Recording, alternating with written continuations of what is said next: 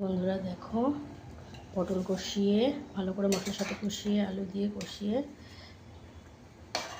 আলু দিয়ে বেশিক্ষণ ফোটাতে হবে না। এই দেখো আলু কখন ভেঙে যাবে, দাঁড়াও। কোথায় গেল আলুটা? এই দেখো, এই দেখো টুকরো হয়ে গেল, দেখবে?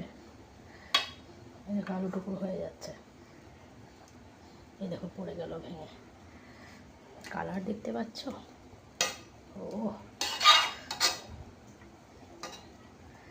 এই যে ভেটকিটা হয়ে গেল।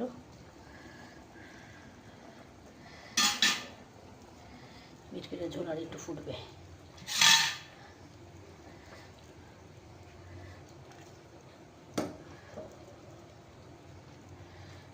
তো চলো আমি গায়ে একটু জল ঢেলে নিই, এগুলো আপন মনে ফুটতে থাকুক। আমি গায়ে জলটা পুরো ভিজে গেছি, তো ঘেমে একদম জল, আপন মনে ফুটতে থাকুক। তখন রান্নাঘরে জ্বালাটা দিয়ে আমি এসে আবার দেখছি। এটা তো ঝোল একটুখানি কমে আসবে ভালো মতোই, এটা তো ঝোলও কমে যাবে, এটা একটু বেশি কমার দরকার। তো চলো টাইম হয়ে আসছে বন্ধুরা, আমি স্নানটা সেরে নিই। 2 বাজে 2:30 নাগাদ আসবে। টাটা।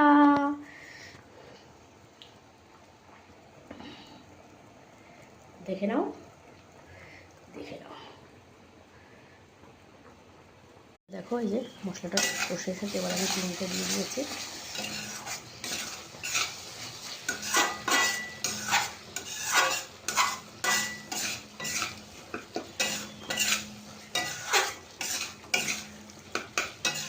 যেহেতু আজকে অনেক পটল, এই জন্য মশলাটা একটু বেশি লাগবেই।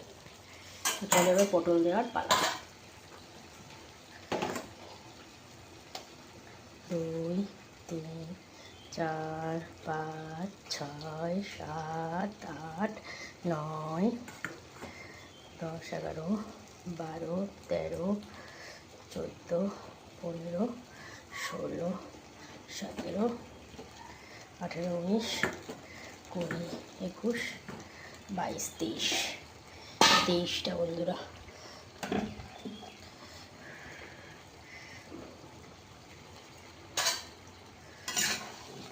এই যে হাত ধরে ভারী কড়াইটা, এতগুলো এইভাবে ধরে ধরে নাড়ানো যায় না, এটাতেই হয়ে যায় সমস্যা।